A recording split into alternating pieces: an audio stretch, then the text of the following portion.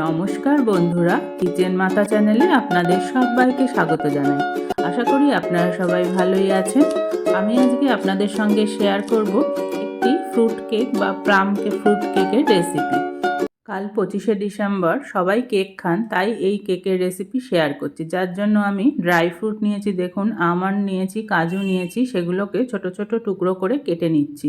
খুব বেশি টুকরো কিন্তু করবেন না, একটা আমন্ডকে 4 টুকরো করবেন বা 6 টুকরো করবেন, এরকমই টুকরো করতে হবে।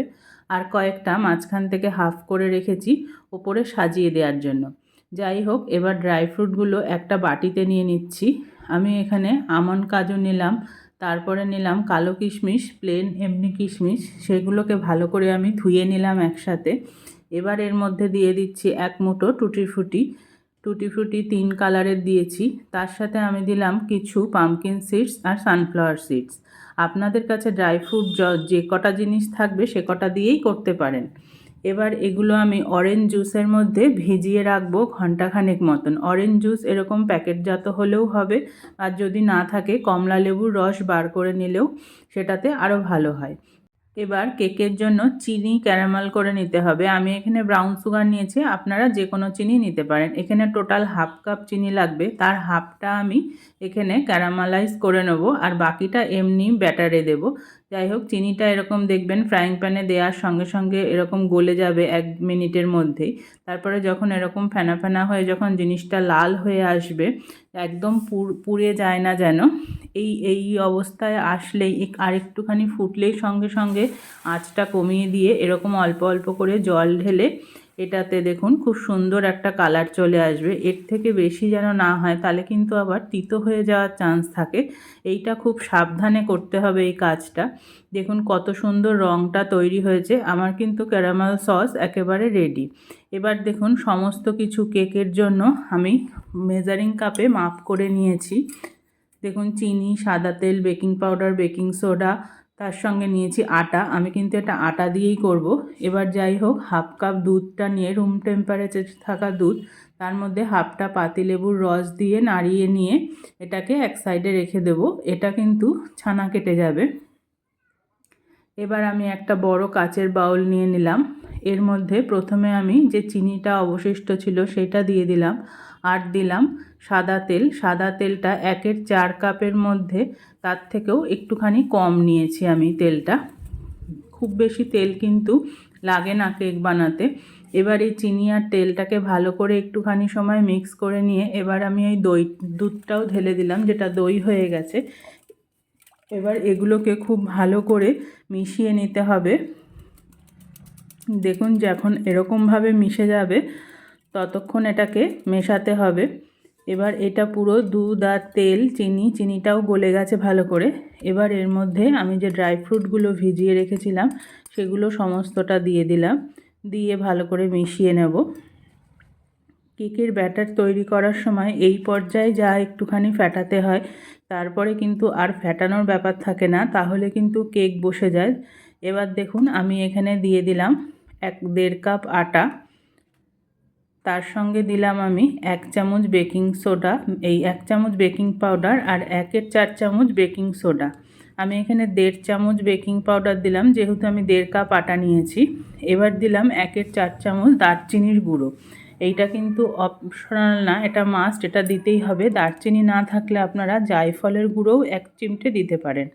যাই হোক, সমস্ত ড্রাই ইনগ্রিডিয়েন্টস আমি ভালো করে ছেঁকে নিলাম, নিয়ে মিশিয়ে নিলাম। এবার আলতো হাতে, দেখুন একদম এরকম আলতো হাতে কিন্তু কেকের ব্যাটারটা তৈরি করতে হবে মিশিয়ে। এটাকে কিন্তু একদমই জোরে ফেটানো যাবে না, তাহলে কিন্তু কেক বসে যায়, ভালো ফ্লাফি হয় না।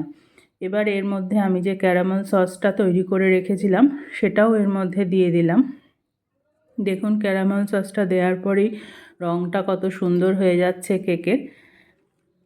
এটা আপনারা ক্যারামেল সস দিয়েও করতে পারেন, আবার কেউ যদি চকলেট কেক বানাতে চান তাহলে সেই ক্ষেত্রে ক্যারামেলটা না দিয়ে কোকো পাউডারও দিতে পারেন। এবার অল্প অল্প করে দুধ নিয়ে সেটা মিশিয়ে ভালো করে এই রকম কনসিস্টেন্সির একটা ব্যাটার তৈরি করতে হবে। দুধটা কিন্তু ওরকম অল্প অল্প করেই মেশাবেন, একবারে দুধ ঢেলে দেবেন না, তাহলে পাতলা হয়ে গেলে কেকের ব্যাটারটা কিন্তু নষ্ট হয়ে যাবে। এবার সবশেষে আমি দিয়ে দিলাম ভ্যানিলা এসেন্স। এটা কিন্তু দিতেই হবে।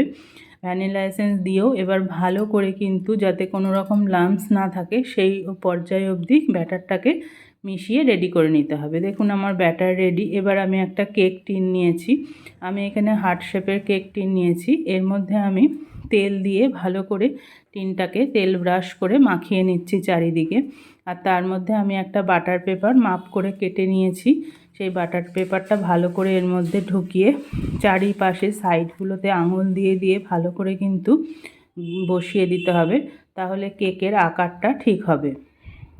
এবার এই পেপারের মধ্যেও তেল দিয়ে ভালো করে আমি ভালো করে লাগিয়ে চারিদিকে মিশিয়ে নিচ্ছি, যাতে ব্যাটারটা দেওয়ার পরে কেকটা এর মধ্যে লেগে না যায় এবং কেকটা যখন হয়ে যাবে তখন খুব সহজে এটা আনমোল্ড করা যায়। যাই হোক, এবার এর মধ্যে আমি কেকের সমস্ত ব্যাটারটা দিয়ে দিলাম। পাশে কিন্তু আমি একটা কড়াইয়ের মধ্যে এরকম ঢাকা দিয়ে তার মধ্যে খানিকটা নুন দিয়ে আমি এটাকে একদম কম আঁচে বসিয়ে রেখেছিলাম 5 মিনিট আগে থেকে, যাতে এটা ভালো করে গরম হয়ে যায়। এবার এর মধ্যে আমি একটা স্ট্যান্ড বসিয়ে তার মধ্যে কেক টিনটাকে খুব আলতো করে দিয়ে দিলাম। এটা কিন্তু ভীষণ গরম থাকে, দেখে আস্তে করে বসাতে হবে। এবার দেখুন এটাকে 1 ঘন্টা বেক করতে হবে। আমি 25 মিনিট পর দেখুন খুলে দেখাচ্ছি, এই রকম ফুলে উঠেছে। এই পর্যায়ে কিন্তু এই ড্রাই ফ্রুটগুলো ওপরে আমি ভালো করে সাজিয়ে দেব, তাহলে কেকটা দেখতেও ভালো লাগবে। এই ড্রাই ফ্রুটগুলো যদি আমি আগে দিতাম তাহলে কেকটা যেই ফুলে উঠতো তখন ড্রাই ফ্রুটগুলো ভেতরে চলে যেত। সেই জন্য এটা প্রায় 20 মিনিট বা 25 মিনিট হয়ে যাওয়ার পর এরকম সাজিয়ে দেবেন, তাহলে কিন্তু দেখুন একদম ওপরে এরকম থাকবে। আমি এখানে 50 মিনিট পর দেখছি কেকটা হয়েছে কিনা। এরকম একটা কাঁটা চামচ বা চাকু ঢুকিয়ে দেখবেন, দেখুন আমার কেকটা এখনও হয়নি, এরকম আঠা আঠা হয়ে রয়েছে।